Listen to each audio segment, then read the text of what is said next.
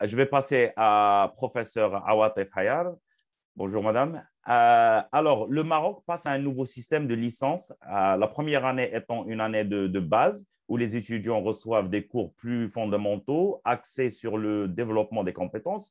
Pouvez-vous nous dire un peu sur le programme et quels résultats en attendez-vous pour vos futurs diplômés en termes d'employabilité? Bien, merci beaucoup. Merci pour l'invitation à ce débat, ce panel très intéressant sur un petit peu le state of the art, on va dire, de l'enseignement en Afrique et la vision future de cet enseignement. Donc, au Maroc, effectivement, nous avions un système, nous avons toujours un système basé sur licence, master et doctorat. Donc, les gens, ils rentrent dans la licence et pendant 3 ans, ils n'ont pas le choix de changer d'orientation. Et ce qui fait, on a beaucoup de décrochage en première année et deuxième année. Sur une cohorte, on a à peu près plus de 30% de décrochage. Ça, c'est le premier constat. Le deuxième constat, c'est le faible taux d'employabilité des étudiants, lauréats cette fois-ci, ceux qui obtiennent le diplôme, et principalement dû à des lacunes dans les soft skills et les langues. Donc, c'est pour cela la réforme actuelle du système d'enseignement supérieur au Maroc, elle a préconisé de basculer au bachelor, qui contient, comme vous l'avez dit, une année fondatrice. Cette année est une sorte de renforcement des skills sur tout ce qui est langue, aptitudes personnelles, soft skills en général, study skills, civic skills, life skills et professional skills. Donc, l'objectif de cette réforme, c'est de baisser le taux de décrochage parce que dans le nouveau système, on n'est plus sur un système qui est basé sur réussir l'année. C'est plutôt collecter des crédits. C'est un système basé sur des crédits. Donc, l'étudiant, quand il rentre en première année, il a un certain nombre de cours, comme j'ai dit, de langue et soft skills, mais il a aussi quelques modules d'ouverture et quelques modules disciplinaires d'initiation. Donc, s'il sent que cette matière ou cette filière dans laquelle il s'est embarqué ne correspond pas à ce qu'il veut, parce qu'il a un projet de carrière qui ne correspond pas à ça, alors il peut, en deuxième année, changer d'orientation et choisir une autre filière. Et quand il va choisir une autre filière, il ne redémarre pas de zéro, comme dans l'autre système.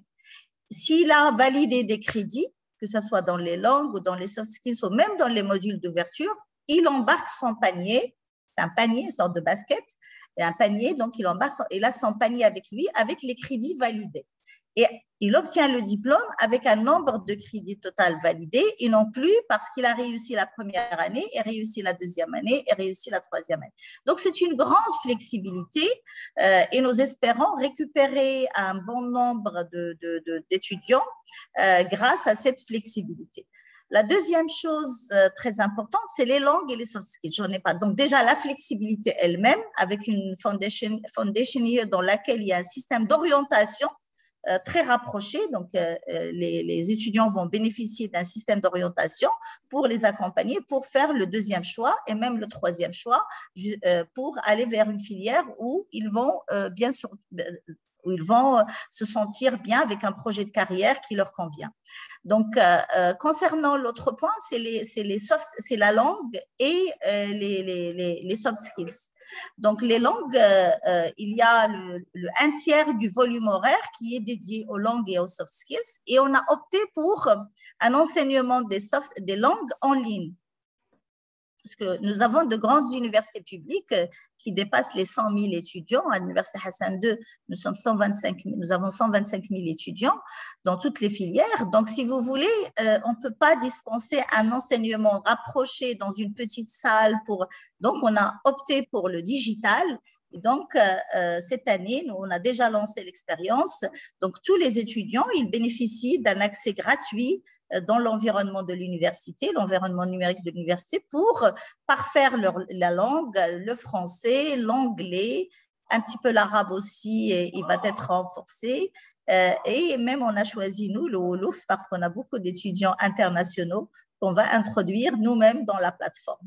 Donc, si vous voulez, cet renforcement des langues, il est important parce que nous avions aussi une fracture entre le lycée et l'enseignement supérieur, parce que c'est arabophone et l'enseignement supérieur, il est francophone ou anglophone.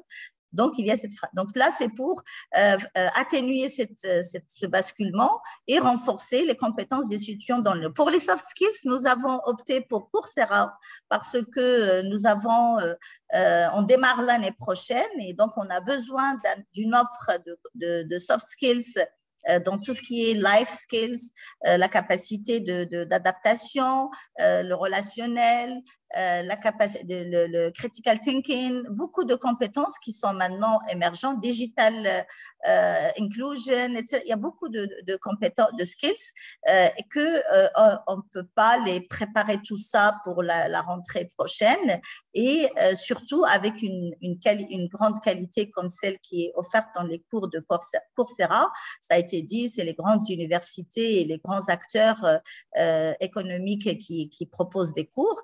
Donc, on a opté pour plusieurs universités, d'ailleurs, nous sommes 14 universités à opter pour les soft skills à travers la plateforme de Coursera, parce que d'abord, nous allons avoir tous ces cours dont deux tiers sont sur la plateforme et un tiers en présentiel ou en hybride, parce qu'on a basculé maintenant totalement dans le digital avec la pandémie, et on est revenu, mais pas tout à fait en présentiel, on est sur de l'hybride maintenant à 100%, on est soit totalement en ligne ou avec un pourcentage de présentiel, donc en hybride. Donc, si vous voulez, ça c'est important parce que ça nous permet, grâce à ces plateformes, de combler ces lacunes dans les soft skills et de donner à nos étudiants la capacité, et ça démarre dès la première année, sur 4 ans. Sur les 4 années, on a study skills, life skills, civic skills and professional skills. Avec des guided projects, il y a des guided projects sur la plateforme. Ce qui est intéressant à signaler, c'est que nos professeurs vont être aussi accompagnés pour développer des cours sur la plateforme de Coursera. Et ça, c'est fondamental parce qu'ils vont être challengés, on va dire, et accompagnés pour développer des cours qui sont à des standards internationaux. Et pour nous, tout cela contribue à la qualité de l'enseignement et la qualité de la formation dans l'enseignement supérieur au Maroc.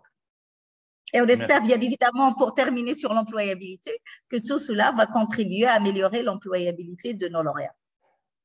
Merci, professeur. Et j'avais une question dont vous avez déjà répondu la moitié, soi-disant, alors je vais la demander quand même.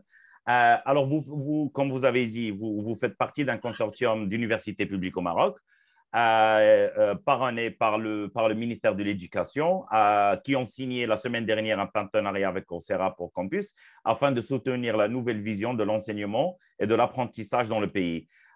Vous avez déjà parlé de ça, mais pourriez-vous en dire un peu plus sur le partenariat et quel rôle voyez-vous dans l'apprentissage en ligne et le développement des compétences dans les modèles d'enseignement et de l'apprentissage parmi les universités marocaines?